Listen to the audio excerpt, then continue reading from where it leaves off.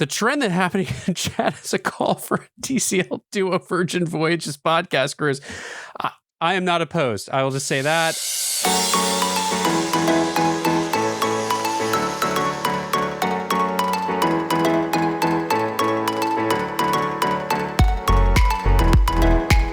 Welcome back, everybody, to this week's live episode of the DCL Duo podcast, brought to you by My Path Unwinding Travel. And Sam, we're back. We're back. You're muted. Now you're not muted. Now you're not muted. You are unmuted. You are unmuted.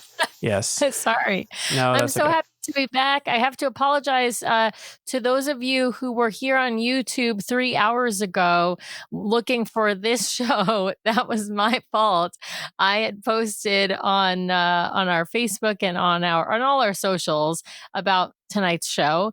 And of course, I'm a little jet lagged. And so I wrote down 5:30 p.m. Eastern, 8:30 p.m. Pacific. But it's the opposite, and I don't know how I got that in my head. So yes. Sorry, everyone. We are wearing. Sam's got her Ship Happens. That's SHIP for everyone listening to this afterwards. I'm trying to enunciate that one. Ship Happens. T-shirt on from Virgin Voyages. I, of course, am rocking the smoking jacket some of you may have seen on Instagram from Scarlet Night.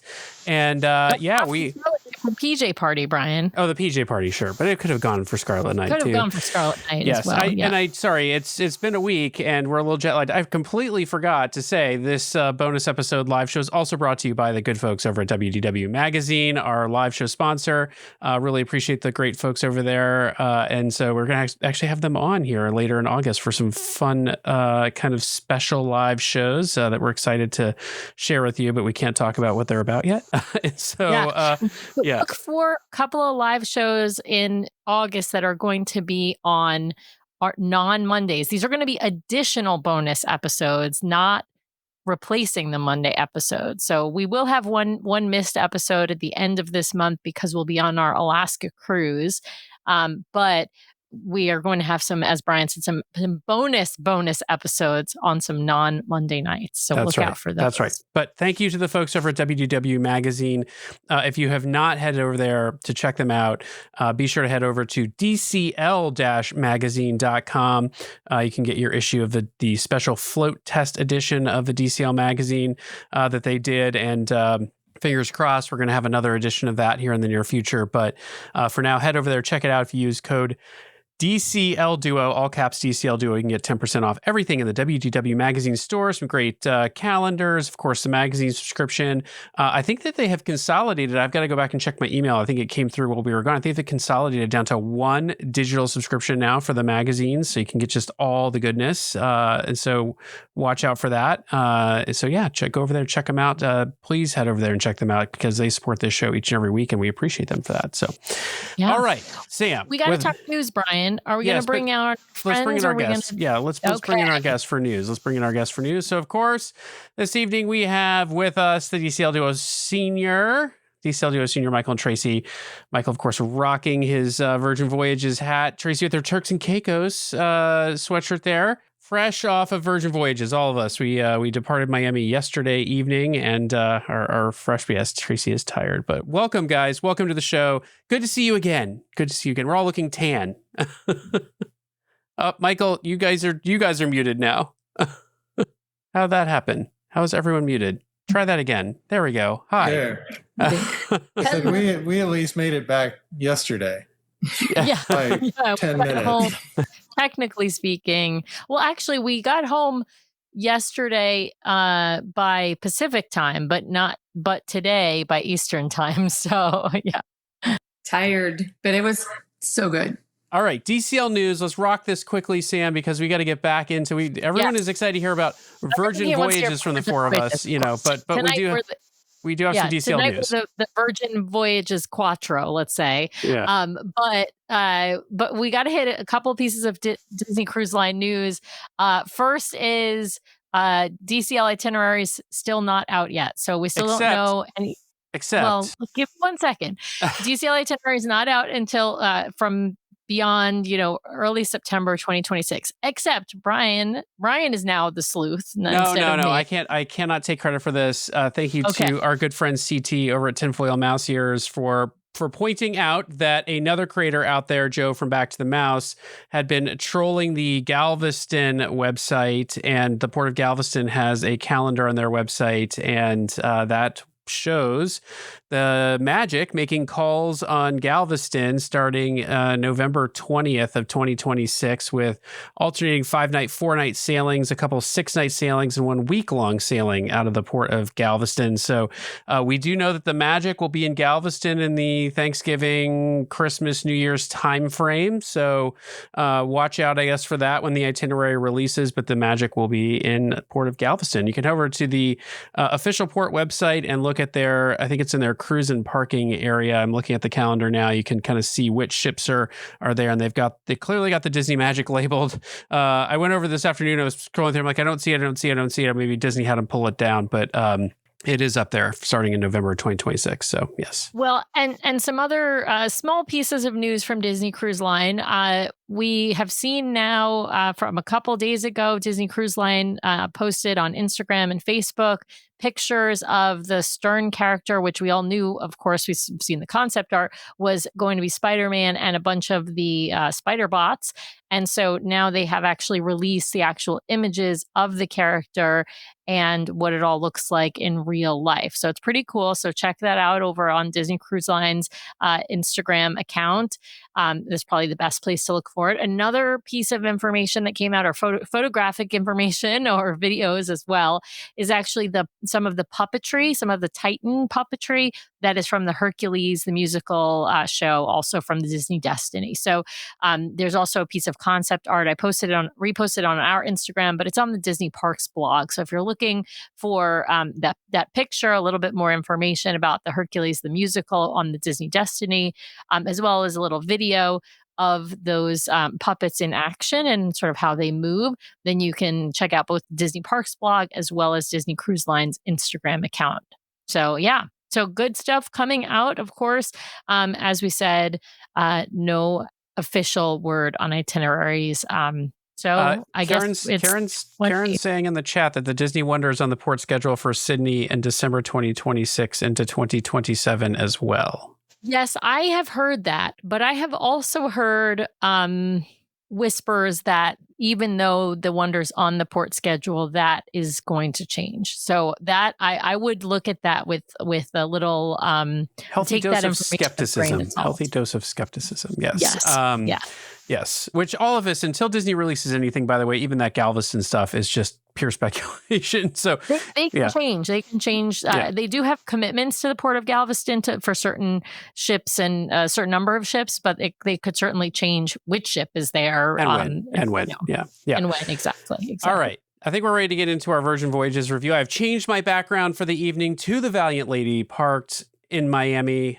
So we are ready to go. Wearing the smoking jacket. I'm getting several comments on the smoking jacket. Compliments, I should say, not just comments on the smoking jacket. I want everyone to know, Sam thought it was ridiculous for me to buy this. Probably was ridiculous for me to buy it, but we got a lot of compliments. We got a spoiler alert. We had an former NBA player on the cruise, and part of one of our things was he had to say hello to the best dressed person at an event, and that was me with the smoking jacket. So there you go. I'm pretty excited about this. I think rivaled only by the matching. The only one left. Yeah. Don't be mean, Michael. Don't be cruel. Come on. I was not the only one left. The only other outfit that we wore that you got to head over to our Instagram to check these out that might rival my smoking jacket is, of course, Michael and I wearing matching. I learned the name of these today, Sam, from somebody. Matching Roosevelt's cabana tuxedos is what they call them. So there you go. And I thought we could have worn that. I think we talked about it at one point, but yeah, for sure. Yeah. Well, hey, who knew that was going to be the popular outfit? Yeah, exactly. All right. Well, let's dive right in. And I want to preface this with, I really want to hear Tracy and Michael's thoughts. We have an episode in the back catalog where Sam and I talked about our first Virgin Voyages cruise. And I think a lot of our feedback is going to track to that episode. I think if anything, maybe I am a little bit more enamored with Virgin Voyages after our second sailing than I was after our first. That said, I think the people we really want to hear from tonight are Tracy and Michael, because first sailing, also very experienced Disney cruisers, And so I think there's a lot of people. First time on any line outside of Disney. So I want to be very clear with this preface. Tracy and Michael, they have sailed on Disney Cruise Line. They're both, well, actually, Tracy is a Pearl cruiser. Technically, Michael's one away from Pearl. He's 24 cruises, 26 cruises between across the two of them. But they've never sailed on any other line before sailing on Virgin Voyages with us this past week. I want to start with Tracy and Michael. Who is Virgin Voyages for? Obviously 18 and older, but who is it for, would you say, now that you have sailed on Virgin Voyages? You want to take it? Yeah, I'll start. I like Brian, when he went the first time, I was a little apprehensive about it being too far on the wild side. And while there might be some of that, there's something for all adults. I mean, you can find where you fit in. There's enough different ship spaces. There's enough going on simultaneously that you can find your crowd, your location to hang out.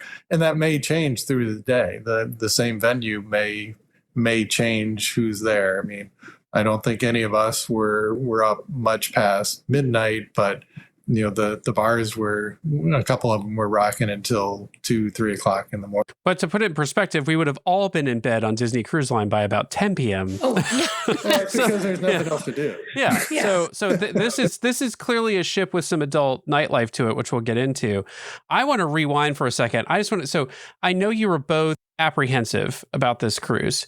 I want to start there. What were you most worried about heading into this cruise?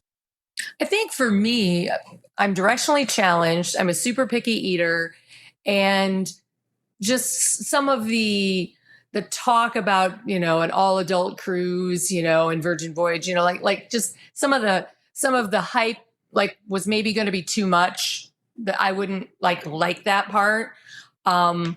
That was what I was like the most nervous about was, I know how to navigate a Disney ship really easily now because I've been on all of them. So it's, I can get around, but I'm really directionally challenged. Can I just say, for the record, like day 2, I found my room all by myself with no magnets on the door. So the food, I'm sure we'll get into that. There's, a few wins, a few losses there. But overall, I am 100% glad that we went. I don't know if you have what you were most worried about. Really, by the time we got on the ship, because what I was most apprehensive about was that it was going to be all party everywhere all the time, and loud, and people being obnoxious. Just the videos you see on YouTube and Facebook of what's going on. And by the time we got on, they realized it's like not everyone's going to be like that. It's just like when you read a review on Amazon, it's biased towards the negative. It's the same there. A lot of the videos you see, it's because people found it funny. They find it interesting. They want to find something wrong with it. So by the time we got on, I had reasoned that that's not going to be everyone. There's going to be spaces to get to that are quiet. So that had really subsided, and that was confirmed when we were on the ship, that there really is something. No matter what kind of adult you are, you're going to find your place. Can I jump in and just say the thing I was most worried about the first time, and I don't know that I said this on our first episode, but I'll say it again now because I think my fears were even more allayed on this cruise. I was afraid I wasn't cool enough for Virgin Voyages. And I got to tell you, everyone. Says the co-host of a successful podcast, I'm just not cool enough for this. There's a little bit of that, self-conscious, teen tween still inside me. And so I was a little worried, am I not cool enough for Virgin Voyages? I got to tell you, though, that everyone is cool enough for Virgin Voyages. This is a very choose your own adventure, come as you are, body positive, very diverse in terms of races, in terms of sexuality, in terms of what people look like. It is a really nice environment of very different people. You have, you're going to have some people who are real different from you. Maybe they live a different lifestyle and different way of relationshiping, like non-monogamous relationshiping. But like there's plenty for everyone, and there are people from all walks of life on this ship. There are people with disabilities on this ship. There are people who will look like you and people who will not look like you.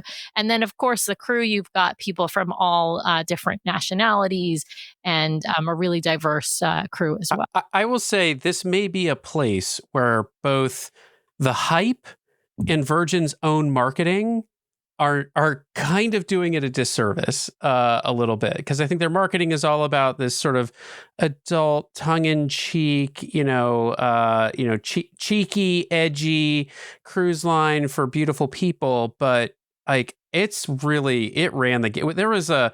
There was like an 85-year-old guy, the Scottish guy that we saw. It was like 85-year-old dressed in his full regalia, for dinner one night. Definitely folks with disabilities, folks using mobility scooters, just like you see on Disney Cruise. It runs the gamut. Now, I think much like any other cruise line, the type of people and the experience you're going to have is also like, there's a bunch of different factors that go into that. One of which was, this time we opted for a 7-night sailing to the Caribbean on Virgin, as opposed to a 4-night sailing that we took to start. And, I will say this, I didn't see a ton of difference between the two. I'm just going to be perfectly honest about it. But I think coming out of Miami on 3 and 4 night sailings, you're much more likely to draw the bachelorette crowd, the bachelor party crowd, the weekend getaway drinking crowd, like all of that sort of stuff is much more likely than on a 7-night. So I think, if you're really concerned about it, I'd say look at a longer sailing.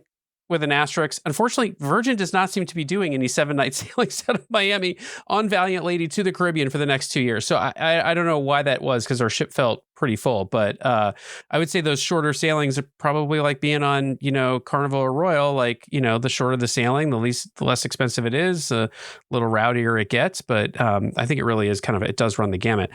So let's to your point, though, I did see at least 2 or 3 different bachelorette parties on the 7-night cruise. Oh, so yeah, there are. Listen, they were there. But it wasn't. They were tame. They weren't out of hand. No more so than anyone else. Well, and the thing that I want everybody to know is that there were spaces where people were sitting with their family and playing games or doing puzzles. There is a place where you can go sing private karaoke so you don't have to sing in front of all the people. There were places that were rocking the house until 3 a.m. It was all the time. You could find, if you're not into staying up till 3 o'clock in the morning and dancing all night long, it's okay. There's like a ton of things to do. If you are into that, that's cool too. And that was the thing I think that I got the most from this cruise was, like you said before, it's like for everybody. Like, I even, for those who watched the show a few weeks ago when we talked about taking our newly adult daughter to her graduation cruise on the Disney Treasure, I literally said to him, I think we could bring Lexi on this cruise ship too. Like, I think she would like this as well. The music was great. Like but there was so much variety that whatever you want to do, there was a place for you. Yeah. Yeah. Well, and we have a question in the comments from Vanessa, whether or not this cruise would work for you and Andrew. Absolutely, Vanessa. I think this cruise, and I see Robin Sweat is answering as well, that she has a brother who has similar disabilities to Andrew. I definitely think that this would work. I don't know where the accessible areas are for some of the shows, because I wasn't paying attention to that. I'm sorry to say, because it wasn't as obvious to me maybe as it was on Disney, but I'm sure that there are. The one thing that I would want to find out more about is where the accessible areas are for Scarlet Night, because you don't want to miss Scarlet Night. And there's a lot to see and do on Scarlet Night. And that would be the one area where I'd want to reach out to. I hope they have similar to what Disney has, which is like sort of a disability services, so that you can find out more information. But I would definitely encourage you to do that, because I think that would be helpful. But we saw folks in wheelchairs on the cruise. We saw folks in mobility scooters on the cruise, and definitely the ship and the hallways were very accessible, very I would say easy to navigate. The one area that, like I said, would might be difficult is like on Scarlet Night, where it's real crowded and everyone's out. That's the one area where I'd want to have more information. Well, let's jump to a couple of the events that we did. Before we do events, I want to talk about I think there's a couple of things we need to do to orient folks into Virgin that we did not do just yet. Sure. So first, I want to talk about, they only have 4 ships. All right. So they have the Scarlet Lady, the Valiant Lady, the Brilliant Lady, and the Resilient Lady. Brilliant is their newest ship. Yeah, Brilliant hasn't come out yet, but yes, 4 ships. That's where I was headed. Sorry. Brilliant Lady is coming out. She will start off sailing in New York, and then she's going to make her way around the United States and up into Alaska, and will be based permanently on the West Coast, by the way, doing Mexican Riviera cruises, Alaska cruises, repositioning cruises on the West Coast. So that's going to be fabulous if you're a West Coaster to have that Virgin ship out. All 4 of them, exact same. They're exact same layout ships, exact same size ships. These ships are probably about the size of what we're going to see out of the new class of ship that Disney is building, slightly bigger than the Magic and the Wonder, slightly smaller than the Dream and the Fantasy. They have all kinds of cabins to them. They're catered to some solo cruising, so they have some special cabin categories for solo cruising. They've got traditional inside, cabin categories. Most of the ship has some kind of balcony going on with the staterooms. They, of course, have sort of a regular, passenger cabins, category, but then they also have their suite class, Rockstar, which Tracy and Michael sailed in, and then a Mega Rockstar category, which Sam and I sailed in. And those come with a whole bunch of added perks. I will not go into detail on all of those perks right now, but there are a lot of added perks that are really nice. The ships sail primarily out of the Valiant Lady, which we were on, sails primarily out of Miami. I also just wanted to quickly kind of run through a couple of orienting things around venues and dining, just so folks understand. In terms of venues, these ships are smaller, but interestingly enough, seem to feel like they have more venues than the Magic and the Wonder, or even the Dream and the Fantasy have. Well, there's no kids club, and there is instead of having 3 main dining rooms, they have a bunch of restaurants. So there is no main dining concept on Virgin. There are a bunch of specialty restaurants. The restaurants on board Virgin include Extra Virgin, which is the Italian restaurant, The Wake, which is a steakhouse style restaurant. What about Pink Agave, which is the Mexican restaurant. Test Kitchen, which is kind of supposed to be like a chef's tasting menu kind of restaurant. And then Gunbei, which is the Korean barbecue restaurant. You have to make reservations to dine at these places. And so they don't open reservations until you get on board the ship, unless you're sailing in one of the Rockstar categories. And so you have to get on the ship and make reservations for dinner.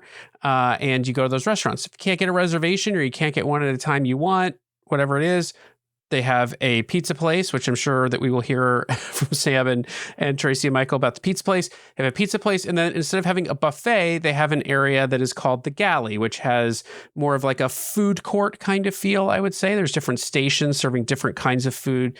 There's a Mexican spot. There's a sushi place. Spoiler alert, the sushi's not great.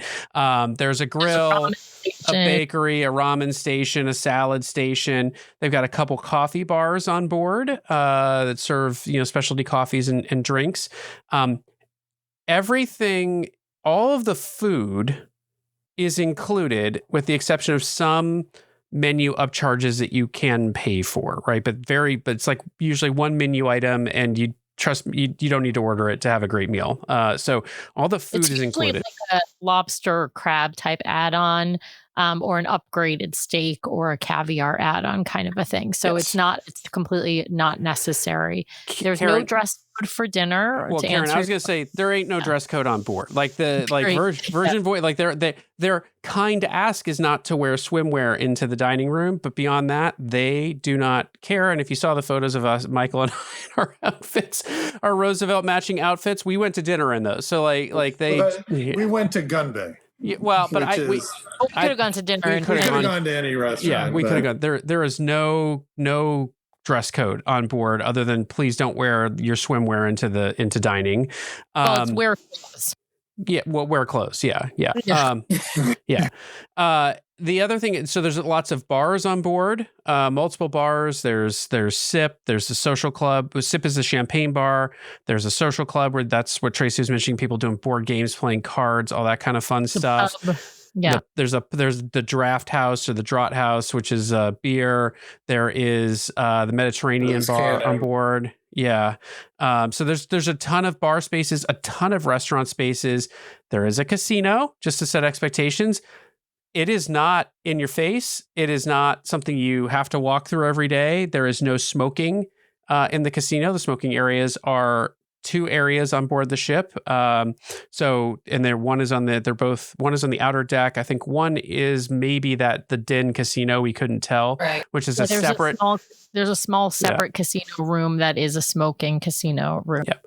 And then and beyond that, tons of activities on board. They've got kind of an adult playground area with a seesaw and swings, 2 pools on board, one kind of main pool with a DJ and bars, the other kind of more of what they're calling a wellness pool that's surrounded by the gym and stuff. There's a outdoor heavy bag there. If you see in the picture, if you're watching this online, you see in the picture, there's a big jut out at the top of the ship. There's a big cargo net back there that you can lay on. There's an arcade for adults on board that's all free play video games, like old style video games on board.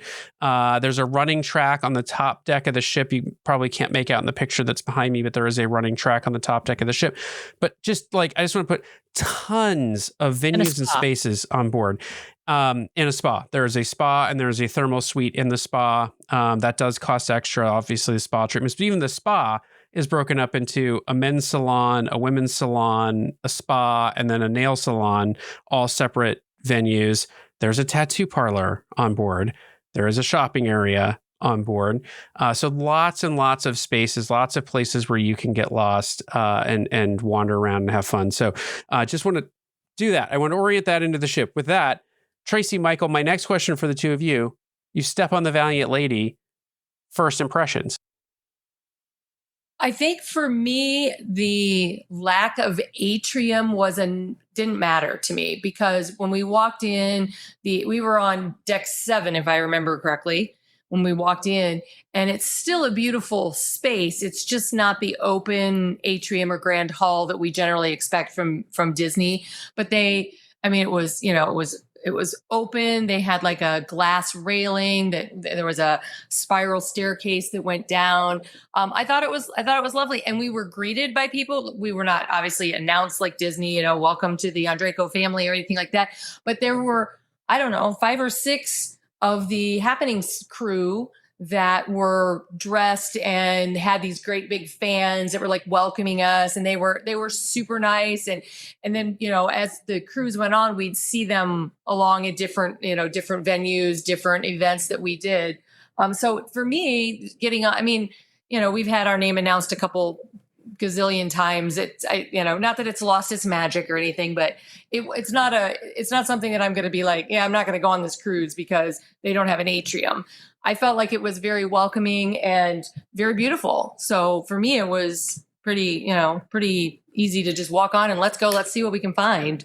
And a couple of things I'll mention. Being on Disney, we love families, we love kids. The kids running around and yelling and screaming don't bother us at all. We're used to that. The 2 places I noticed definitely that kids were missing was one, the first morning going up to the galley for breakfast. There weren't kids running into you and running around and, big families in the way with not knowing. There were adults that didn't know what they were doing in the galley with food, but that was one place. The other place was in the staircases. The railing was much higher than on the Disney ships. And I don't know if that was purposeful because, well, we don't have kids, because it seemed high even for me as an adult. But I demoed for you, Michael. The reason why is because if you were had a little too much to drink and you ran into the railing, you wouldn't just go right over. Flip over it, right? The other big thing, what I liked is on the Disney ships, all the bar spaces are pretty much closed off, and if they're not open, a lot of them you can't make use of that space. On Virgin, I think a lot of it could be because kids aren't there. All the bar spaces are wide open and they're along. There's on the Disney ships, I found there's very little open seating on the decks, even the main decks to go just sit and relax in. If you go, there's 3 booths and they're all full. You're out of luck. You might look across and see if the other ones on another deck are open, but again, there's only 3. But on the Valiant Lady, we had SIPS has three big areas to sit in, so you don't even have to be near the bar if you're looking for it. So as you got further away from the bar, it would likely get more and more quiet. The draft house, it didn't open until afternoon. There was seating there. People were sitting in the roundabout, both along the top and at the bottom, going into the social club. Like I said, there were couples, families, groups of strangers playing games all day long. Then the draft house dock house and going out to the dock. There was plenty of space just to sit and be out of the crowd and in the shade. I think I didn't notice this until this this sailing. We were sitting in SIP, and you mentioned this, Michael, and I said I hadn't noticed this on our first sailing. I got to give credit to Virgin for some really good design choices for the ship. So on Disney, you walk a hallway to get to a room, and then that room is the bar or the D lounge or whatever it is. Virgin made use of the full space. So when you're walking through SIP, you're effectively walking down a hallway, but the way that they have set up that bar, it's like, well, I'm walking through the bar. I'm walking through the bar to get to the atrium, and then I'm walking through the atrium to get to the next bar, and then the coffee shop. And so like every space has been used in a way that they're like almost maximizing that space on the ship to create more spaces where people can congregate, have a drink, sit down, talk, play games, whatever it is.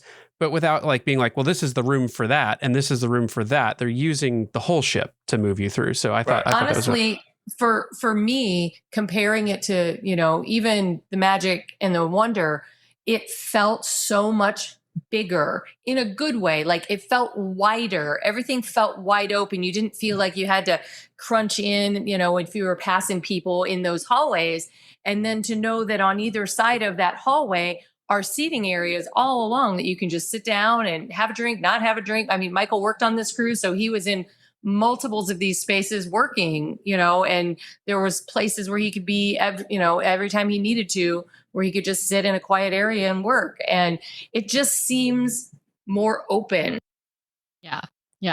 Well, and this ship holds, so all of the ships on Virgin Voyages hold like a maximum of about 2,700 passengers. We were full sailing, so that was 2,600 some odd passengers on our sailing. That's what, when you consider full, they're talking about the rooms are occupied, even if they can hold, 2 people, and they might only have 1 person, but it was a full sailing.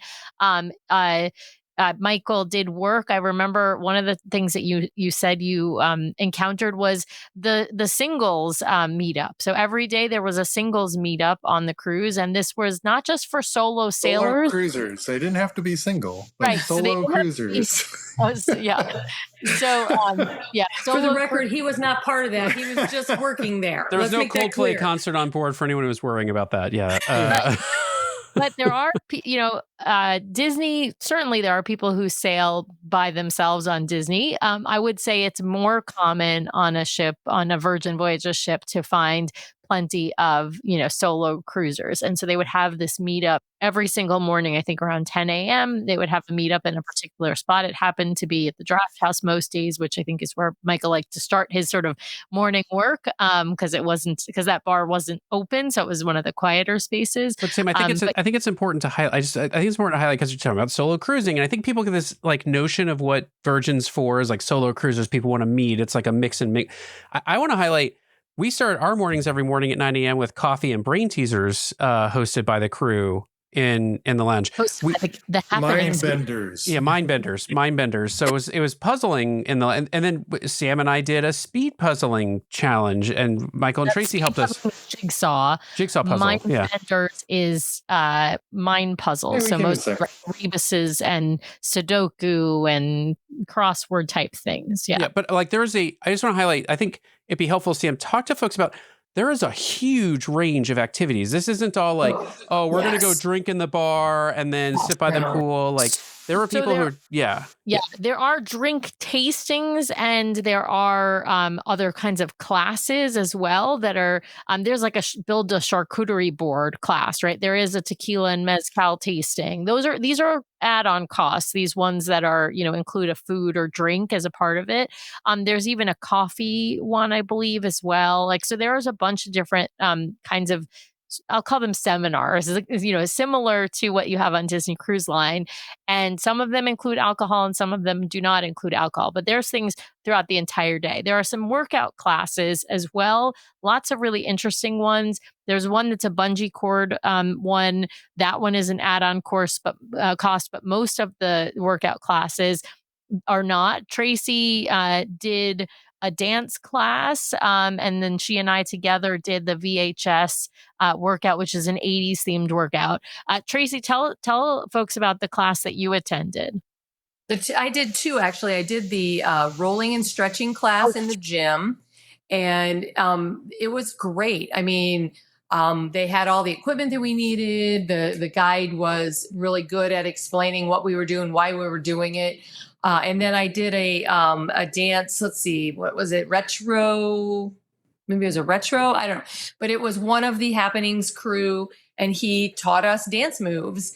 And I know that they had like at least one that was a couples one, but there were several different. I think there was a salsa. You could take a salsa class. There was several different dance classes if you just wanted to go, like, and the amount of people that were there for those classes, I would say, were probably between 10 and 15.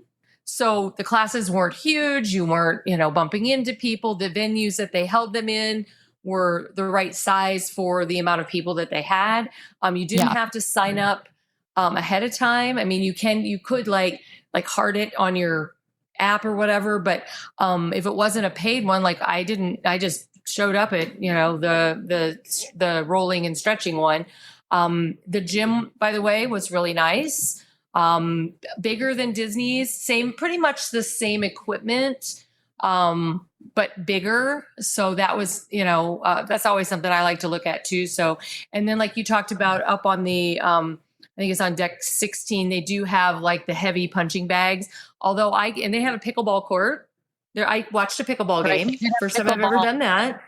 Sea days at pickleball, you could go and they sort of had to play. Learn how to play and then play, and they had it from like 10 to 3. It was going on. Yeah. So lots of stuff to do that is not an add-on cost, and then a handful of things that are an add-on cost.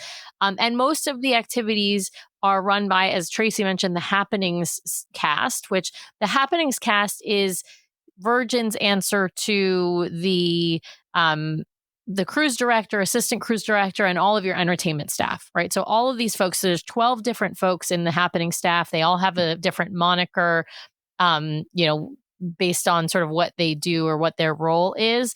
And they all either teach classes or run the activities.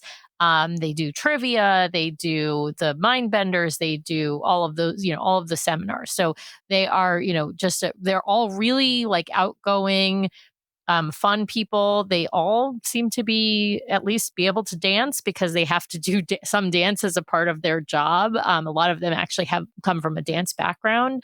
And they're really fun. You definitely make relationships with them if you want to. They are not, if you go to the activities, you will make relationships with them. And you also make relationships with bar staff. I'd say that's more so than your wait staff, only because you don't have the same wait staff at the different restaurants. And so and the happenings cast all have like roles that they play. That's the other thing. To like you've got they each have a moniker. One is like the Chris the foodie, Spark. one is the spark, one is the glow.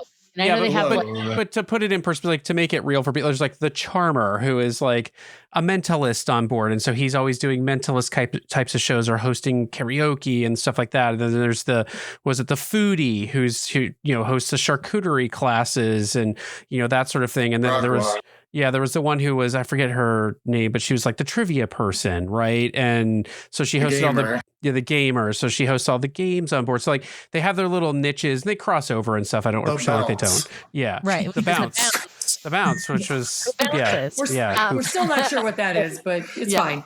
But they all have a different moniker. They're all really friendly, and like I said, they tend to be on the younger side. Right? We're talking mostly in their 20s and maybe into their early 30s, but they're generally like to right out of college. And they're multinational. There's also the diva, who's a drag queen, she's one of the happenings cast as well, and she hosts a bunch of different events and a show on board as well. So she's probably as close as you get to the cruise director, honestly. Yes, diva. Yes, she's probably the closest you get to a cruise director. Yeah, so lots of different activities on board. One of the paid activities that we did is called the Grog Walk. It is a pub crawl.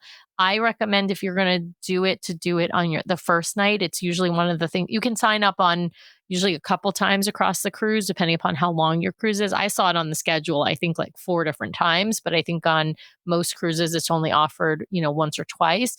But it is a pub crawl. It's an add-on cost. You get a drink at each bar. I think we had 4 drinks across the pub crawl. We ended at the PJ party that was on the first night. And it is, I know it's going to sound kind of cheesy, but it is like icebreakers, basically. It's sort of forced interaction. That's what Brian mentioned about when we met the NBA player, Austin Day, on board.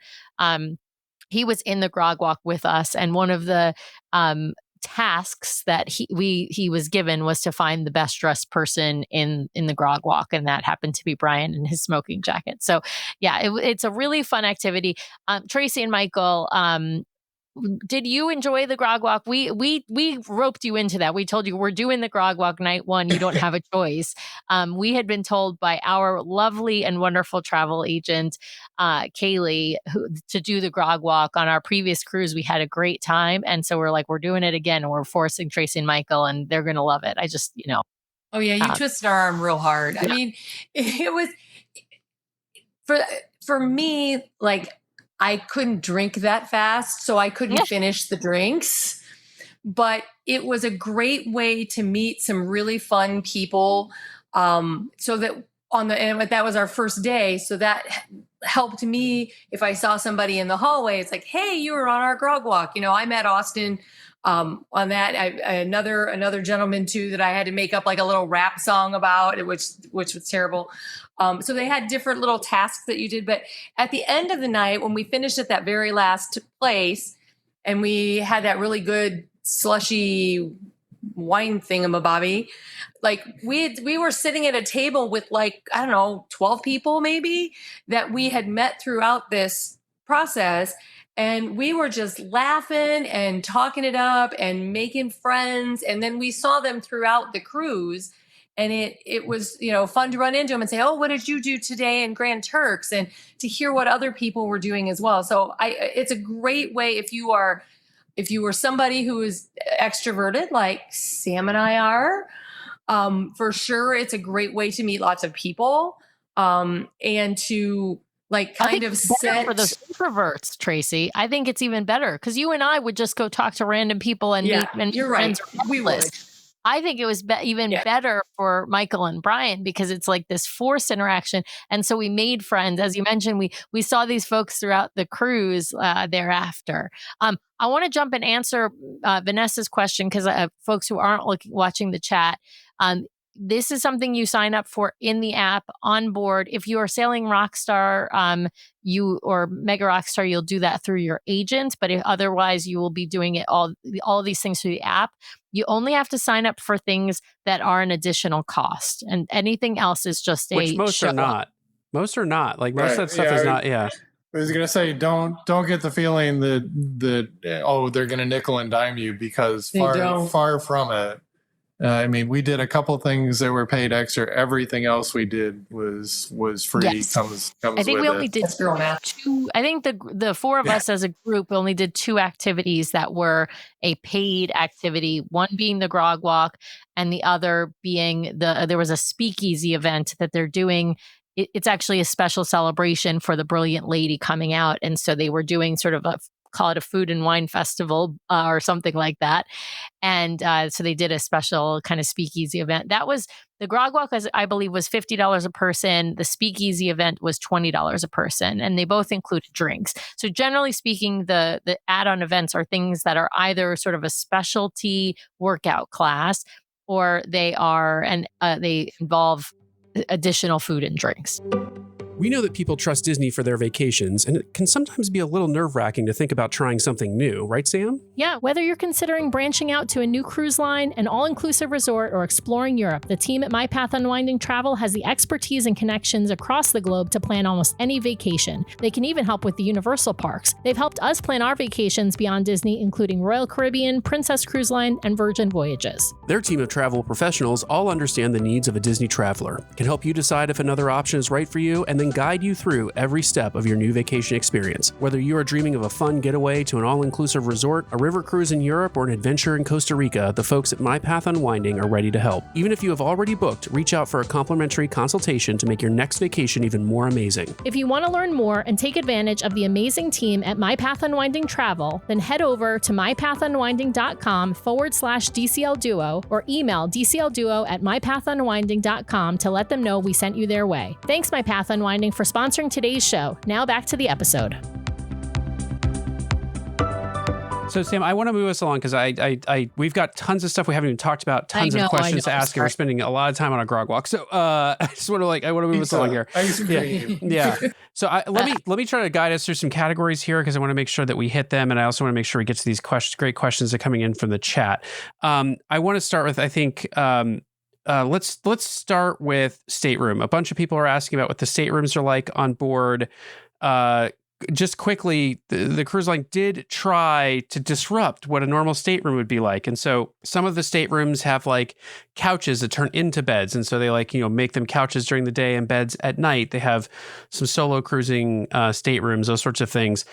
Our view on staterooms may be a little bit skewed because Tracy and Michael sailed Rockstar, we sailed Mega Rockstar, and so our rooms were already larger than a normal cabin. Michael, Tracy, what did you think of your stateroom? Well, something first. Yesterday, as we were on until they were basically about to escort us off the ship, we were able to walk down one of the hallways and see into a lot of the staterooms, so we could see there. I mean, to me, they were definitely not as crowded. Even those ones weren't as crowded as we see on the Disney ships. There seemed to be plenty of space to get around the bed in the area.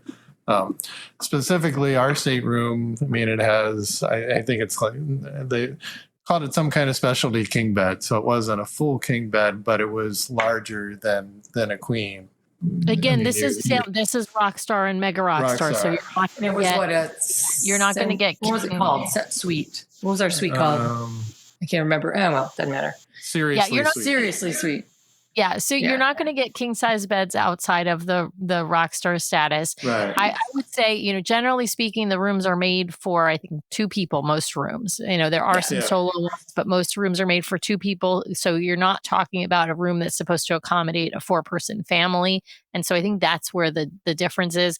You don't have split bathrooms like you have on Disney Cruise Line, but you will have similar amenities. I would say the biggest difference is the modern flair to the rooms, like decoration wise, these rooms are more modern looking, like they skew in that sort of thematically versus Disney, which is obviously going for the classic ocean liner look. So but that's true of the entire ship. Yes, the entire ship has a definite modern skew. And the thing about the bathroom, I was worried about not having this split bathroom because that is like one of my favorite things on Disney Cruise Line.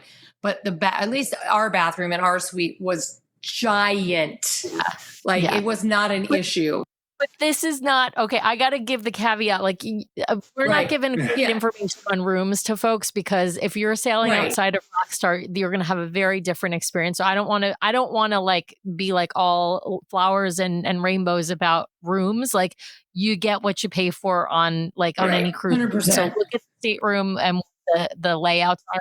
We thought ours was great until we walked into Sam and Brian's. And Virgin did take some flack early on for design and layout of some of their staterooms, at the non-Rockstar level, things like light switches hidden in closets, the beds not being the most comfortable because they were couches and beds like this. So like it is a you get what you pay for situation. The starting price of a Virgin cruise, however, for 7 nights is going to be significantly lower than what you would pay on Disney, to the point where what you would probably pay to go on a Disney cruise is sailing in Rockstar already. So if you're concerned about room, I think the Rockstar is kind of a good price comparison is between Virgin and Disney.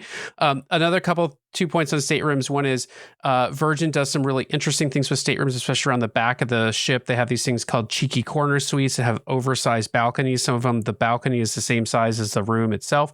Last thing I'll say is, if you see the photo behind me, you'll see lots of like red dashes of red dotting all of the balconies. That is the hammock that Virgin Voyages installs on every one of the balconies on board their ship. That's right. You get a hammock in your balcony stateroom, and it is a comfortable hammock to the point that they sell them on board because people love them so much. So that's another, thing that Virgin does. It's a little bit different than Disney.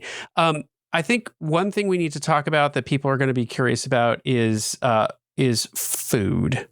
And so we did dine as a group. We dined at the Wake, which is the steakhouse. We dined at Extraversion twice, actually, which is the Italian restaurant. We dined at Pink Agave. We dined at Gunbay for the first time, all of us, because we didn't eat at Gunbay the last time that we were on board. So I don't know that we can go restaurant by restaurant. Dazzle. And Razzle Dazzle, which we did not eat dinner at the last time we were on board. I don't know that we can go restaurant by restaurant. I do want to take a minute to address Gunbay because it is one of the more unique dining experiences on board. I think the other ones are very much like sit down, order from a menu. You have, with the exception of Test Kitchen, sit down, order from a menu. You're served at a table. There's no show happening. The restaurant may have an atmosphere of whatever it is, they're serving, Mexican food, Italian food, whatever it is. But it's very much like sit down, order your meal, get your food and go. No show. Michael, Tracy, what did you think about kind of the food on board, generally speaking, food quality, all of that sort of stuff, service in the dining room and the atmosphere in the dining room? I guess for me, if being the picky one, I'll go and just say everything that I had was at least as good as Disney. Some things I had were better. The atmosphere in each restaurant, they were all beautiful. The service staff was all lovely. We had one issue. I accidentally canceled a dinner reservation. It wasn't really, it was actually my stomach. I stuck my phone in and somehow, I don't know how I did it. And I think because of that, we got a not ideal table the first night we went to Extra Virgin. Literally, it was canceled for like 5 minutes. But anyway, so other than that little snafu, I would compare the food to taste-wise for me was at least Disney, in some cases better. Again, I'm very picky, so it was a very it wasn't like I could just order off the kids menu like I do on Disney. But they were good about if there was something that I really didn't want on it, if I ordered the French toast at brunch, but I didn't want the pecans and whatever, they were able to accommodate that. They asked us every single time, every single place, including the ice cream place, if we had allergies. So they are very allergy conscious. But for me, I can't say that, oh, wow, Disney is way up here and Virgin's way down here. I would say they're pretty comparable. Now, take me to Palo, and I don't know that I had any meal that was, for me, Palo level. But overall, if you're talking just restaurants, now you want to talk about the galley, that's a whole nother story for me. But for the restaurants, that's how I would kind of compare them apples to apples, really. Yeah, I agree with you. Definitely, as we discussed, I mean, the quality of the food is somewhere between main dining and Palo. Yeah. I mean, Enchante and Remy go a step beyond. Nothing we had touched on that. But what I noticed in the restaurants, there aren't a lot of choices. I mean, if you're going back several times to the same restaurant, you're going to find 2 or 3 things you like, and you're probably going to stick with those because I mean, at least that's what I found. But yeah, the wait staff, I mean, they were great. I mean, they all of the wait staff we had was as good as the best ones I've had on Disney.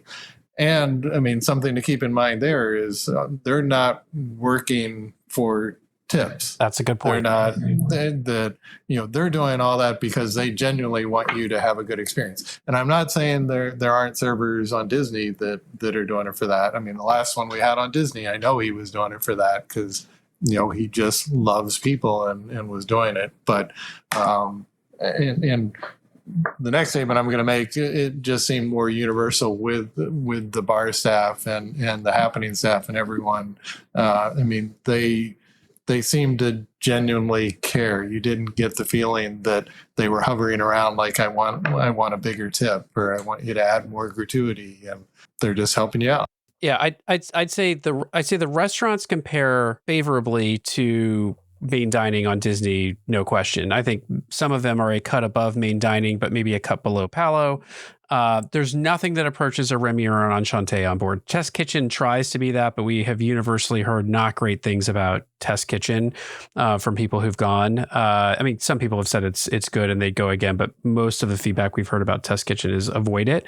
The other thing I want to highlight, that tipping thing. We didn't say this up front. 2 things. Virgin prices are cabin by cabin. So you go on and you look at the price, it's not $1,500 per person, it's $1,500 for the cabin, and up to 2 people can sail in that cabin. They also include tips. They discourage tipping on board. So no one's handing you get a little band, it's like a Disney band, only I think better.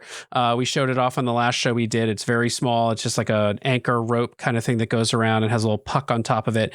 That opens your stateroom door, checks you on and off the ship, pays for everything. They wander around with these Android phones. They can tap the bands, the bar servers can. You never sign anything. You're never presented with a way to tip. If you want to tip somebody, you tip them in cash, and they're not expecting it. And I think, frankly, the only person... The spa.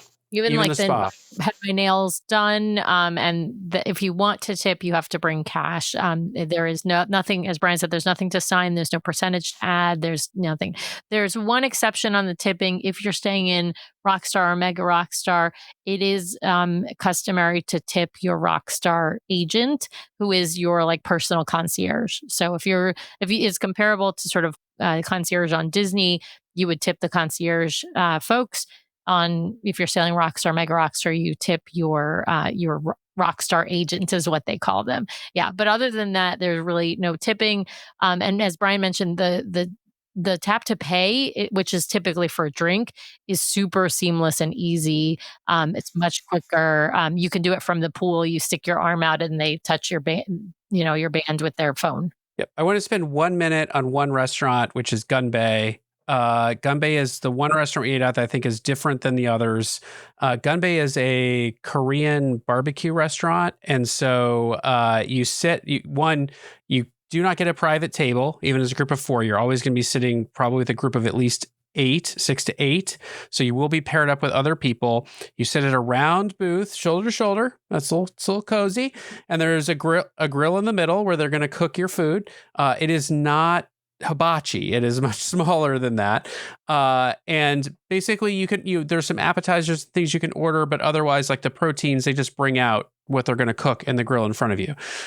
Gun Bay is unique because of that group dining, and for one other reason that is very like Virgin Voyages adult only. Yes, you play a drinking game at Gun Bay. Gun Bay. One round. You play one round of a drinking game at Gun Bay. I won't get into what the game is, but you do play a drinking game as a table, and I think it's meant to be, as Sam sort of said, an icebreaker. And so you kind of get to know your fellow diners by playing this little drinking game, and then you're all having a few drinks, and then you're socially lubricated, shall we say, to have a fun dining experience. And so it is a different restaurant. So if that does not sound like fun to you, or you're not into Korean barbecue, I would say Gun Bay is not a must do. I'm glad we did it. I would go back. I thought it was a fun restaurant to go eat at. There were not a lot of choices. Just on that setting, I mean, because you're sitting with other people, I mean, there were the four of us. We knew each other. There were two other couples. The one couple we started interacting with right away. They were conversing with us. The other couple, we tried to get them involved, and it just seemed like it wasn't what they expected, or they weren't having a good experience, or didn't like the food. So there was less interaction. I want to jump in on the food overall, and just say the food is more adventurous typically than what you see on Disney. So there isn't there isn't always a plain steak on the menu or a plain piece of chicken on the menu. So that's one area where I think Virgin maybe doesn't do as well as Disney in main dining, which is just that they don't have really sometimes any plain options. As Tracy said, you can ask for something. I mean, we both got the steak in extra virgin, which was like a gorgonzola crusted steak. And we said, can we have it without the gorgonzola? And they were like, sure, no problem. Right. So there are modifications they are, of course, willing to make. But when you look at the menu immediately, you may be like, I'm not sure there's anything on here I really want to eat. So that's one of the negatives, I'd say. And I think for us, especially because we've sailed Disney so often, we kind of know what we can. Like, I can always ask for a Caesar salad. I can always ask for a Caesar salad with chicken on it if I want to at Disney. That was not an option on Virgin. So now I could go to the galley and get a Caesar salad, Or the pizza place. or go to the pizza place and get a Caesar salad. But that was not an option in the restaurants. And so that kind of flexibility that Disney gives us in the main dining restaurants, where, some nights you maybe order the soup from the other restaurant and they bring it over for you, just because they're being super nice about it. That was not an option on Virgin. So for me as a picky eater, that was made me a little nervous, but I didn't starve everybody. I'm still here, so it's all good. Well, and look, you can go eat pizza every night if you want. If you're that picky of an eater, they've got Mediterranean tapas that they serve some afternoons and stuff that I think got Mediterranean flavor to it, but it's basically grilled chicken, grilled beef, grilled shrimp skewers. They had a place that serves popcorn, soft pretzels, hot dogs. Yeah. So, gummy bears. Yeah. So there are tons of different food options on board. Wait, the best food, in my opinion, on it, there were maybe one miss on the breads and pastries and desserts. The breads were so good. The breads just overall, whatever you got, were good. So cinnamon buns. Whatever they had was good. I want to push us into a new topic because we still got tons of stuff to cover.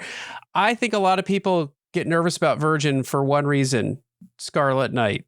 And I think we got to talk about Scarlet Night and what it is and what our experience with it was. Scarlet Night, for those who don't know, every sailing has a Scarlet Night. It's like, for Disney aficionados, it's like your pirate deck party, except if the music was, DJ'd and the storytelling was just, this is not like super risque storytelling, but it's risque. It's got a little adult theme to it. So I know that Ashley asked, what was that big octopus that was on the pool deck? I got my Virgin Voyages octopus right here. Like, what was that big octopus on the pool deck? This is Virgin's effort, and I think this probably comes from the people they took from Disney, to do a night that has some storytelling around it and that culminates in a party. So Scarlet Night is celebrating this mythological story of the first sailor to cross the seas. He was interested in exploring the ocean. He's the first one to dive off of his boat into the ocean to explore the depths below, and he meets the octopus, this octopus goddess. They fall in love. They have, as they like to say on board, an entanglement. And he and the octopus goddess, like, she shows him all of the depths of the sea. Of course, he as a human needs air. One night she keeps him down too long. She sees that the sailor is going to die, and so she plucks his soul from him and hurtles it into the night sky. There is a flash of scarlet red. Globe first. I can't remember if she put it as, I guess she put it as, it depends on who you ask, right? But she plucks his soul, throws it up into the sky. There is a flash of scarlet, and it becomes the night moon, so the two of them can forever continue their adventures as the moon constantly sets below the waves, kind of thing. And so that is the myth behind Scarlet Night. The reality of Scarlet Night is everyone is out wearing red, as some kind of red, and it starts with a big kind of production in their atrium, which is nothing like a Disney atrium, let me put it that way. Big production in the atrium. And then there's like lots of little things happening around the ship that you can kind of go see and do. And everything then migrates up to the pool deck for a big party where everyone's dancing. People are jumping in the pool in their clothes. The pool deck. There's a show and there's a party that happens. And then after a bit, that party actually migrates into the nightclub on board called the Manor. And that's Scarlet Night. And Scarlet Night is like, they decorate the whole ship. But by the time you're going to bed, all the decorations are gone. So like it is a sort of migrating kind of party with lots of different things you can do. We have now twice done something they do on board that's a tour. It's an invitational tour. I don't even want to mention what it is because I don't want everyone like going out and asking about it. I'm sure you can look it up in other settings. We may have even mentioned it on the last show we did. It's a small group tour that takes you from some of the places to different places around the ship to hear the story of Scarlet Night from different perspectives, and then brings you up to the pool deck for the big party at the end of the night. So it's kind of a more curated experience of Scarlet Night. Tracy, Michael, what did you think of Scarlet Night? I thought, for me, it was a lot of fun to see everybody dressed up, and it was red, everything from like red shorts to formal gowns. So any array of red is okay. The show was good. Was I glad that I was on the deck above the pool? Yes. If you imagine like Pirate Night down on the deck where the pools are on Disney, where it's crowded and, everybody's trying to get by the stage, be the pirates, whatever. That's what it was on the pool deck area. It was just lots of people, and the music is pretty loud and everybody's dancing. The dancers and the Happenings crew does some dancing. And then eventually they start dancing in the shallow end of the pool and they start splashing people. And the next thing you know, people are jumping in fully clothed. But I was glad we were up above because it wasn't quite as crowded. And then the spaces afterwards, like all the different bars seemed very crowded. Like, I'm not sure how I would have navigated that without the little tour that we did. Because I did karaoke unless the there's diva that night, Tracy. Probably you would have been at karaoke with the diva that night, I bet. Yeah, you're right. I would have been at karaoke. You're not wrong. You're not wrong. But I don't know how you would decide where to go because all the spaces had music. They were pretty crowded. Everybody was having a great time. So I enjoyed it kind of from a distance. So, and I do like to party and I do like to dance. So, but it just, for me, I just couldn't figure out where I would have gone, so I don't know if you felt it kind of the same way. Probably. I think you would just either have heard about someplace to go or you would have gone someplace. But with friends. But at the end, everyone's going to the pool deck for that culmination. Regardless of which DJ, which party you're at, whether it's the dock had something going, the social club had the karaoke. I'm sure there was something in the Manor, something while we were in the Red Room at one point. And then, but at 10:45, everyone needs to either be or getting to the pool deck, because then there's the dancing and more the end of the story there, and then it's like 11 o'clock. They're taking the net off the pool and starting to dance, and the pool set up. There's two. Ledges. I mean, Tracy called it the shallow end. It's a few inches deep. Yeah, ledges. And that's where, the dancers first started. And then I mean, one thing, they did a good job of, people know to stay back, because there's the pool, there's a ledge where the dancers were, and then there's a walkway around it. And people were just outside of that. And you could tell they were waiting to run in. Most people ran into those shallow ends and just started dancing. And I know, Brian, you made the comment, it's like, it took a long time for someone to jump fully into the But they did it. They did it. They They did. And, that's sort of it's not the end of Scarlet Night, because as Brian mentioned, Right. there are still a party going on. It kind of migrates from up on the pool deck down into the manor, which is the club space. It's also the space where they have the ship show that we went to, which is a variety show on board that you do have to reserve, although it's included. It's also a dinner show if you want to eat dinner there. We didn't eat dinner there. We had eaten dinner before. But yeah, so there's definitely a lot going on. And there's, as Michael mentioned, you probably would migrate from party to party until you found one that you just kind of vibed with. You like the space, you like the people.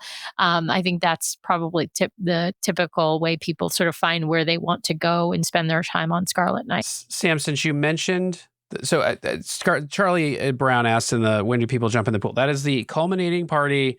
10:45 it starts on the upper deck. It's like, done is the wrong word, but the show aspect of it's done within about 15 to 20 minutes. And then there's dancing happening. And then at some point that DJ kind of shuts down and moves everyone down to the manor to keep dancing. Cause it is loud. It is loud on that upper deck when you're up there, and, they move it and confine it into the manor so that people can actually, go to bed if they want. Loud is a good word. I actually had earplugs with me and I put them in during the pool deck thing. So starting at 10:45, because there was, there's a DJ and then there's a singer who comes out, and it's quite loud. I find it kind of loud, and so I put my earplugs in, not for the singer, but once the DJ started pumping. So I also want to answer Josh's question here. What are the trivia prizes on Virgin? They are not medals. They are drinks usually, because you have to pay for your drinks, and people have bar tabs and stuff. Yeah. So they give winning teams free drinks. Yeah. Either coffee drinks or alcoholic drinks. Either one, they'll get you. Because the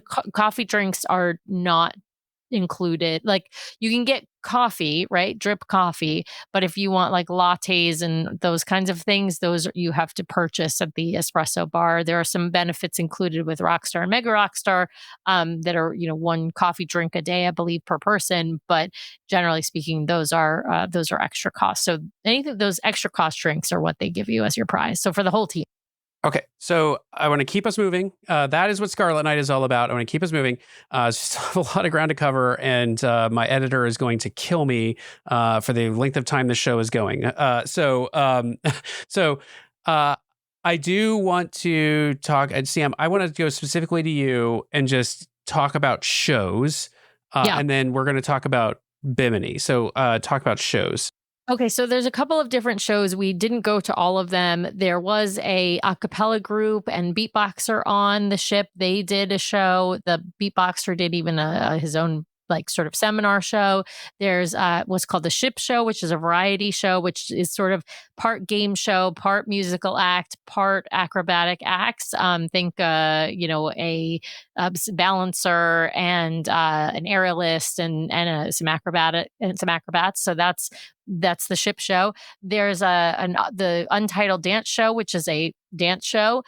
We didn't go to see that, but that's one. There's the Misbehave Show, which is I think a game show hosted by the Diva. So there's a bunch of different shows.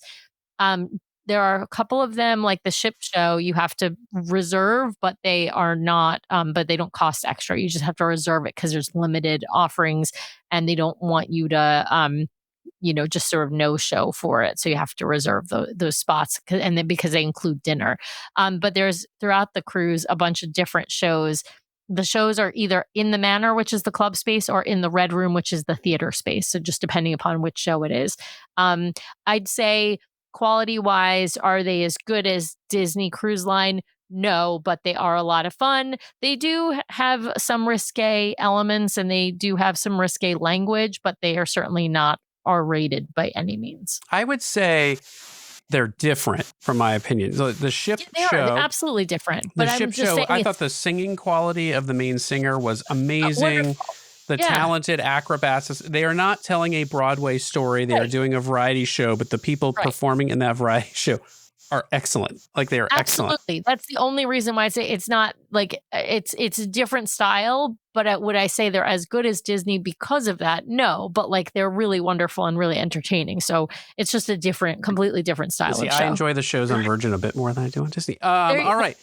Let's You're go wrong. to There's also people around in the bars too, like live musicians, like they Yeah. have at Disney, like in the atrium or whatever. There was a violin player, there was a couple that would sing. I mean, so there is that as well during the day and into the evening. So just so you know that that's available as well. Yeah, and Robin saying in the chat, Misbehave is R-rated. I would say that is the one that is more risque, and that is the one that we have still not. I tried to go, we still have not seen it. So It's yeah. just there's so much to do. I It's also hard wanna to say- fit in everything. the theater spaces are much smaller on board. These are not the grand Walt Disney Theater. This is like much more like community theater space, all black. You can see like the tape on the ground for the marks and that kind of stuff. So it is not the same kind of theater space that you will see on a Disney Cruise Line or even, frankly, a Royal Caribbean cruise line. Bimini. All right, we got to talk about Bimini. Bimini is Virgin Voyages, I'm going to say, private destination. It is not a private island. It is more of a private beach club resort area with there's a lot to do you can do on Bimini. So there's shore excursions you can do. You can rent golf carts. There's just all kinds of different things you can do on Bimini. We went to the private beach club. Tracy, Michael, I'm coming to you. Castaway Cay versus Bimini, or Lookout, basically Disney private island experience versus Bimini, help folks understand the difference, but also what you thought about the two experiences. I mean, for me, I mean, a lot of times when I'm going to either Castaway or when we've gone to Lookout, I'm just wanting to be in the water and at the beach. And I'd say for that it was good. I mean, we were right in the water off the beach. We did have some chairs that were easy to get near where we were, and the bar was an easy walk back when we wanted something to drink, even if that was water. It was right there and available to us. One thing they have, we didn't go to it, but what they don't have at Lookout or Castaway is a pool.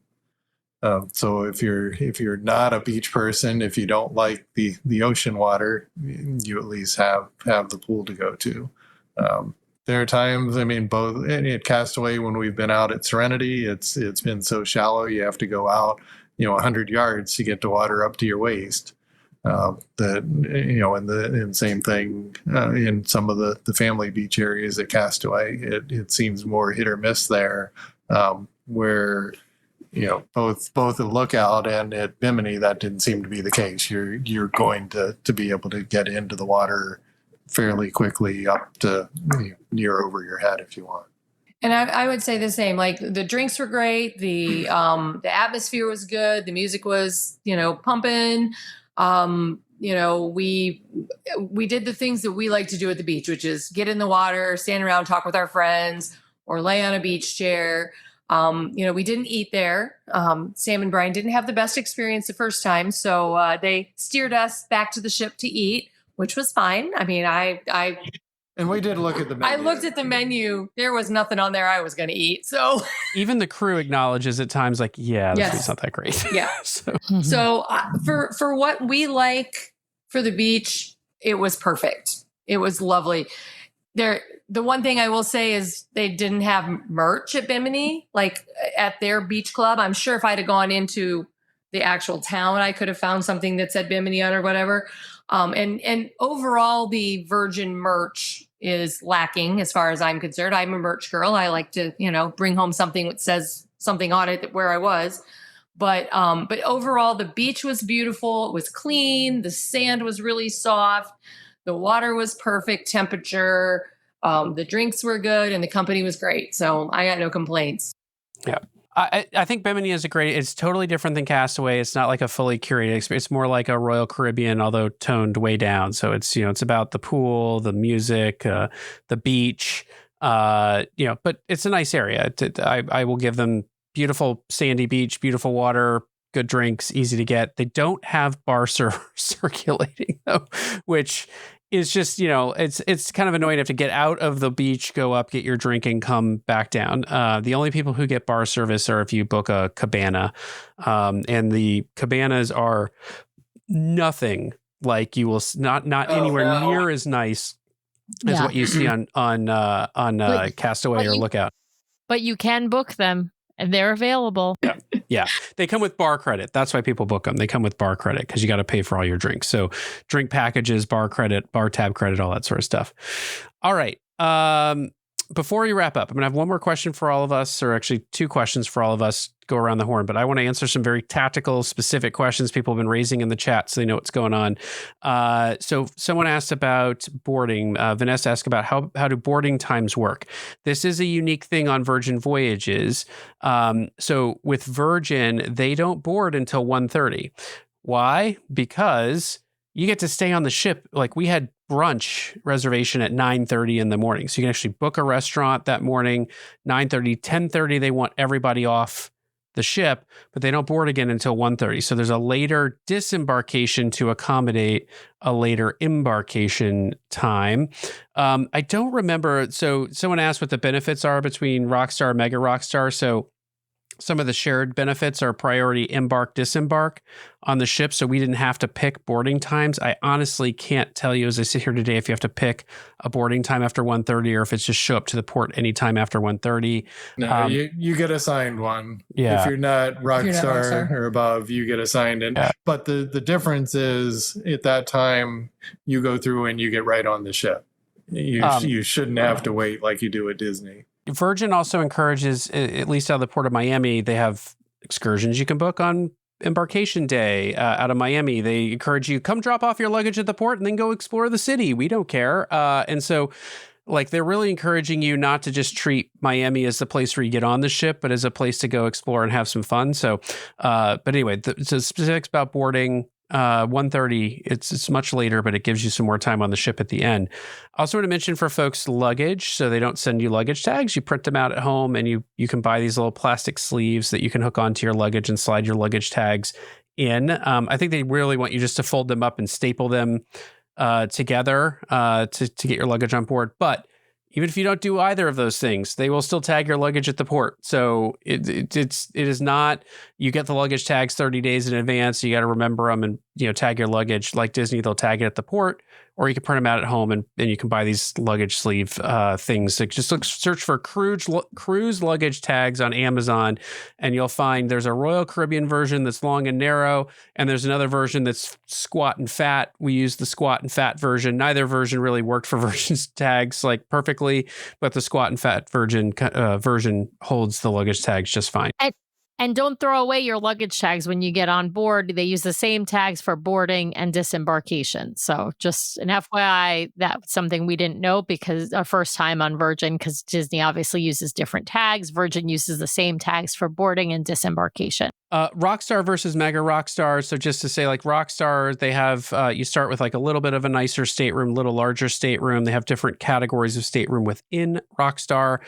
You do get access to a Rockstar agent on board who can, sort of act as your guest services staff, arrange dining for you, move dining reservations, help you book things on board that need to be booked, spa treatments, that kind of stuff. You get access to Richard's Rooftop, which is the private Rockstar, Mega Rockstar only area. They do a nightly happy hour where they have a small set menu of drinks that you can order complimentary. for the hour between, like, I think it's 5 and 6 essentially. But you get access to that Richard's rooftop area all day as well. They have hot tubs and lots of loungers, daybed kind of things all over there. So if you want a quiet place away from the pool to go sit and relax, you can go to Richard's rooftop. You do get a lower tier Wi-Fi package included with Rockstar. The other tip I'll give you, separate from Rockstar, Mega Rockstar, is they do status matching on Virgin Voyages. So if you have status with Disney Cruise Line, you can go register with Virgin and you will immediately kind of jump up at least one tier in their loyalty status program. And that does get you some benefits like, bar tab on board and things like that are given to you. So you might get like a $100 bar credit with your status. You might get discount on laundry or a free bag of laundry while you're on board, that kind of stuff. I think Rockstar gets maybe a free bag of laundry now that I think about it. No, not Rockstar. No, not Rockstar. It was our your status. It was our Okay. status that got us that. Yeah. Rockstar used to get a free trip into the thermal spa, which is essentially like the rainforest room on Disney Cruise Line. I'd say it's every bit as comparable to the rainforest room on Disney Cruise Line. It's very nice. We spent an afternoon there and absolutely enjoyed it. But now Rockstar just gets priority booking, and they have to pay the $89 or $86 fee for the thermal spa, but you have to book it. So unlike the rainforest room on Disney, where you buy a pass, either a day pass or a week length of cruise pass, you have to actually book times for the thermal spa and pay a fee for it on Virgin. And you get like up to 3 hours in the spa before you're supposed to leave. I think that's a great thing because they actually tightly control then how many people are in there using it. It never felt crowded. It always felt clean, plenty of space, all that kind of stuff. Mega Rockstar, you start to get into all of the Rockstar benefits, plus like, you have a dedicated Rockstar agent who has fewer cabins to be dealing with. You get unfettered access to the thermal spa without a reservation or a fee. You get free daily laundry. If you want to send your laundry out every day, they will happily take it, clean it, bring it back the next day. So there's some added. There's no self-service laundry on the ships. No yeah. You get higher end Wi-Fi. You get the top tier Wi-Fi package in Mega Rockstar. So someone asked about Wi-Fi, you do pay. I think everyone on the ship gets like a very basic package of Wi-Fi. But then if you want slightly faster, you pay more. And then they have a work at sea package where you can actually like do Zoom video calls and, stuff like that. So Mega Rockstar gets the work at sea package, so you can do streaming and things like that. Another key difference between Virgin and Disney, there are no photographers on Virgin Voyages. So all the pictures you take, they're your own with your phone or your camera. They don't have roaming photographers. They don't have photo packages, sort of a what happens on Virgin stays on Virgin kind of situation. So just know that going in, there are no photographers. Someone asked if sodas... And yet we still got lots of pictures of Brian. Yes, it's too many. Someone asked if sodas were included on board. There are sodas and tea and coffee in the galley area on board that you can go up and get. Virgin discourages single-use containers throughout the ship, so it's always a good idea to bring your own cup, although they have cups there, if you want to grab them.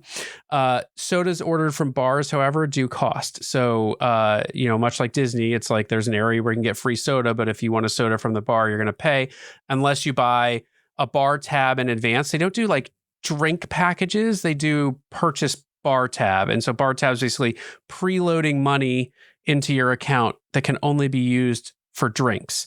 And so they give different kinds of packages, like pay $500 to get $750 worth of bar credit, that kind of thing. And so you kind of have to carefully weigh how much you think you're going to drink as against how much tab you want to preload. I'd say the mixed drinks vary between $13 or something like $15. So if you use that as a rough estimate, you can kind of start to get a sense of what you might need on board. Mega Rockstar, all drinks are included. I should say all drinks up to I think it's $28 was the cap out before you have to pay 25. For it. Yeah. And then you got some, like you got up to $80 for a bottle of wine at dinner. Anything over that, you didn't just pay the difference, you paid the whole full freight for the drink or the bottle of wine. One of the other things that Virgin's known for is Shake for Champagne. So in their app, there's a way that you can shake your phone and they will bring you a bottle of champagne wherever you are on the ship. They used to do glasses. It is now bottle service only, and it's Moet champagne, which I think ran about $105 a bottle on board. Yeah, and there's some packages you can buy, some amenity packages you can buy that include one free shake for champagne while you're on board kind of situation. So that's the drinks. I should also say for Rockstar and Mega Rockstar, you get an in-room bar. For Rockstar, your first round is on them. So they've got a bar with kind of like I call them like the half bottles of liquor. They'll have a rum, a vodka, a gin, something like that. You'll have this fridge stocked with, like Red Bull, soda, things like that. So as you deplete that, it's gone. And if you want more, you have to pay for it. Mega Rockstar is an unlimited bar with including premium liquor. And so if you drink through a bottle, they will replace that bottle. Or if you want a higher end gin, they will bring you a bottle of it and put it in your room. So that is one of the other differences for Rockstar, Mega Rockstar. Last thing I want to say, disembarkation is a little different. It's not just a later time. You have to actually, if you're not sailing Rockstar, Mega Rockstar, book your disembarkation slot off the ship. And so you have to go into the app to register your disembarkation time before you disembark. Just going to see if there are any other questions that we missed. Linda, there was no chocolate souffle, so CT and I would be very, very sad. Yeah. But I will say the and chocolate Vanessa, cookie. there's no ironing boards because there's no laundry rooms, period. Right. So there's no self-service laundry. There's no self-service ironing. You have to send out things to be laundered or to be pressed. Yes. Do they have connecting staterooms? That I don't know. I want to say the answer is no, but I don't know is the real answer. I don't know that either. Yeah. All right. Last time, around the horn. Here we go as we wrap up. I think I basically asked this question when we were on the ship, but pros, cons, favorites, opportunities. Give me, what was your favorite thing on board Virgin, and what was the thing that you liked the least about sailing on Virgin? Let's start with Sam. Sam, you go first. Ooh, okay. This is hard. I didn't think of this. She's not prepared. Okay. Favorite thing. The favorite thing I love is the bar spaces. I think the bar spaces are really smartly designed. There's always a place to sit, I would say. Like even if we went to a bar and it was pretty crowded, I feel like we could always find a corner to sit in and enjoy. So that was, I think, favorite bar spaces. I'd say a room for improvement. For me, I think the food can be a little bit weird at times. Some of the food items are a little bit weird and a little bit too different. And particularly in the galley, there were times where I struggled to figure out what I wanted to eat there for, let's say, lunch would be a good example. Now, because the pizza place is always an option or burger is always an option in the galley, it always turned out okay. But there were times where I struggled, and I don't feel that on Disney. I never struggle to find food that I want to eat. Did I answer all your questions? Yes, you did. Tracy, Okay. Michael, you can choose your order here, but what one highlight, one low light, or one, big opportunity? Sure. Okay.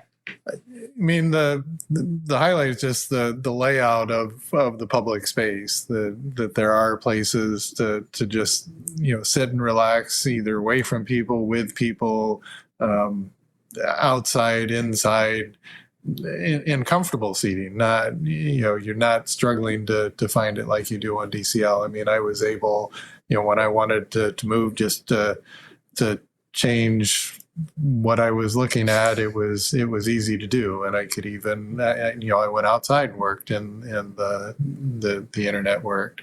Two downsides: public restrooms are far and few between.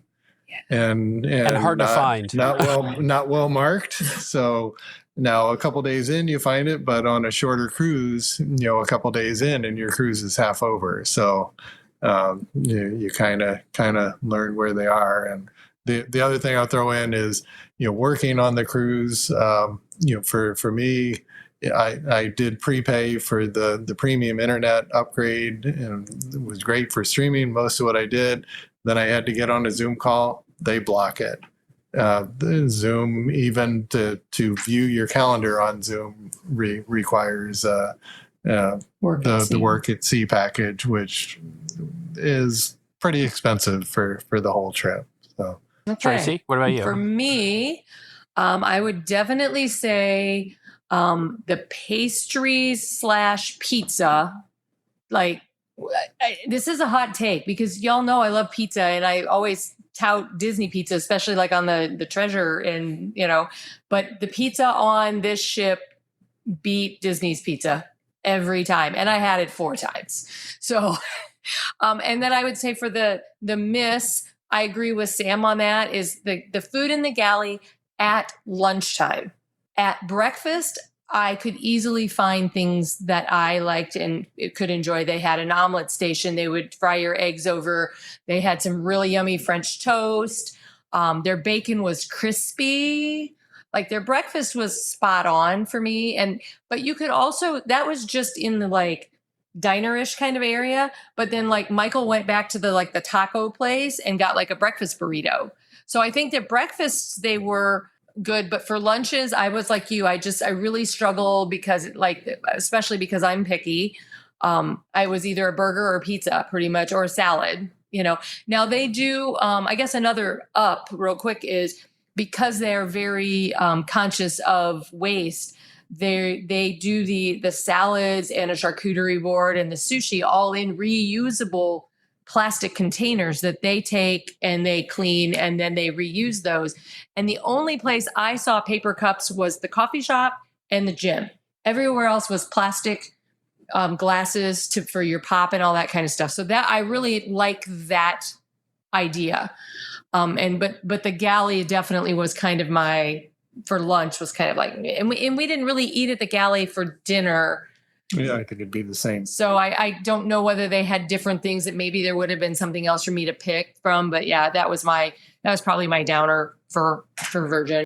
I will say in defense of some of the food, like they had a butter chicken in the galley on like our last day at lunchtime. And I was like, this is one of the best butter chickens I've ever had on a cruise. It was like actually flavorful and spicy. So like, it was fascinating to me the number of complaints we saw in the cruise group about how the food is not great. And I'm like, I can't tell if that was coming from people who really wanted like a bland food experience and Virgin was just too adventurous for them, or maybe it was what Sam was saying, the food was just too adventurous. But like the thing I am always harping on Disney about is I want food that's interesting. And sometimes it's like, that sounds interesting. And then it comes and it's like, flavorless, bland heap, Just like, yeah. I want interesting, not weird. Yeah.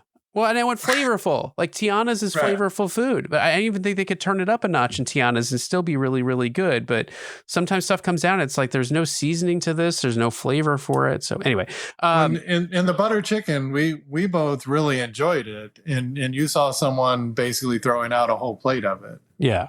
Yeah. And I think it was either the spice level or the seasoning level. They must not have been to their liking.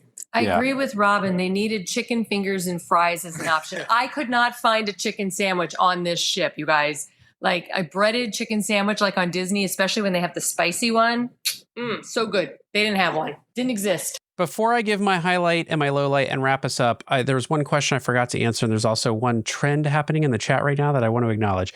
And so the one question was for multi-adult, multi-generational parties, which is better, Virgin or Royal? This is really, I think, there is no clear answer. This is a know thyself. I think if we were sailing with my parents today, I would be like, we're going on Virgin, because my parents regress by like, they live in New Orleans, they love Mardi Gras, they love French Quarter Fest, like they love that party time atmosphere. I think my mom would get a kick out of like all the stuff happening around the ship. Noise level may be a little high, but like, other than that, I think she'd get a kick out of it. And I think the food would be up her alley, all that sort of stuff. So it's like, you got to know your party. If it's a much more sedate, kind of thing, like maybe Royal, I will just put a pin in like Royal for a second and say Royal ships are pretty crowded and they're pretty hectic. And so like, I also, you got to be willing to tolerate some of that kind of stuff. So it really is just I think you got to know your party really well and know the pros and cons of the different cruise lines to figure that question out. I don't think there's one right answer to that question, unfortunately, Vanessa. So The trend that happening in chat is a call for a DCL Duo Virgin Voyages podcast cruise. I am not opposed. I will just say that, so I am not opposed. If Karen's out there watching, maybe she'll pencil in. We may try to have a Virgin. Karen's in Paris right now, so she is definitely probably not watching. asleep. Yeah, she's not watching live. When she listens to this after, just know, Karen, that might be coming your way for, I don't know, 20. She's going to start planning it as soon as she hears an episode, Brian. I mean, she did offer to have I think her Virgin Voyages sales rep offered to come on the show. So, there you go. So maybe we'll have them on and we can talk about making that happen. All right. My highlight and my low light. So my highlight is actually probably going to be shocking to most of you listening and to Sam. I found this cruise to be one of the more social experiences that I have had in cruising, even on Disney. I think there are definitely people on Disney who like to engage in chit chat. But some of what I feel like is happening on Disney is like, oh my God, I'm on a family vacation. Like, please don't talk to me. I need my alone time. Like, just leave me alone. My kids are in the kids club. Just leave me alone. Right. On this cruise, you get in the pool and it's instantly like, people are like, you're talking, you're chit chatting, you're having drinks. Like, you make friends. Like, Sam loves these. You make friends everywhere. We made 2 friends. They might be out there listening. Shirag and what was Amrita, right? Amrita. Yeah. We did a brain teasers one morning and we won. And Shirag was like, "How did you get so many points?" And like we started, and they were lovely people. And I'm just not sure that that has not always been my experience. At the grog walk that we saw around the ship later, I wish we had gotten to spend more time with them. But yeah, it's definitely. And then of course, some people in the pool start talking to me, and they happen to have a different lifestyle and told me all about their upside down pineapple action happening over there. Yeah, I won't tell you all the stuff they told me because we are a family-friendly show, but there's some interesting stories I'm not sure I wanted to hear. Yeah. It's interesting because at the gym, it was the same thing. When I go to the gym at Disney, nobody makes eye contact and nobody talks. And in the gym, everybody was talking. Everybody was like, "Hey, can I work in here?"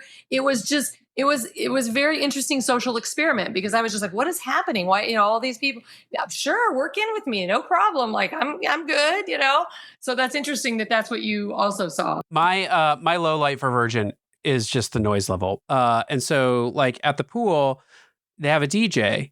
And it starts off at like, I feel like Milton from Office Space. It starts off at a reasonable volume, and it feels like there's a timer happening, and every hour it just goes up a level and up a level and up a level. Right at noon is when they. But it's to the point where it's like everyone's awake. Let's go. It's to the point where it's like I can't carry a conversation with the person I'm talking to at the pool because it's getting so loud, right? And so, I do think that they have an opportunity to maybe just turn it down a little, right? Just turn it down a little. Like maybe their motto is turn down for what, but like just a little. All right. So that's my one thing is I found at times the noise was getting a little out of hand. I mean, especially like we were in the nail salon and the whole room is vibrating from the DJ, and it's like normal for the nail technicians. And I'm like, is there like an essential bolt in this ship that is just slowly being shaken loose by the bass? And I also look at that and go, if you're going to play the music that loud, did no one think to add extra soundproofing in some of these ship spaces to like prevent the noise from traveling? It was not a problem in our stateroom. I just want to be perfectly clear. Like we weren't like up all night listening to like loud music or anything like that, but it was just in a couple spaces, you get this like bleed through effect from another venue that's like right there. Maybe that's what they're going for, frankly. Maybe they're like, get out a sip and go to the manor and shake your booty. I don't know. But yeah. But so anyway, noise level was a little bit challenging. I lied. I've got one more question because someone asked it in the chat, and I think it's the right one to end on. Who here is sailing on Virgin Voyages again? Who will sail on Virgin Voyages again? Sam, yes or no? Oh, I see hands raised. So Sam's a yes, Michael's a yes, Tracy's a yes. For those of you listening after the fact, I'm a yes. We will definitely sail on Virgin again. Disney still has our heart, and we still have an 11-year-old son. So don't worry. We're not becoming the Virgin Voyages duo.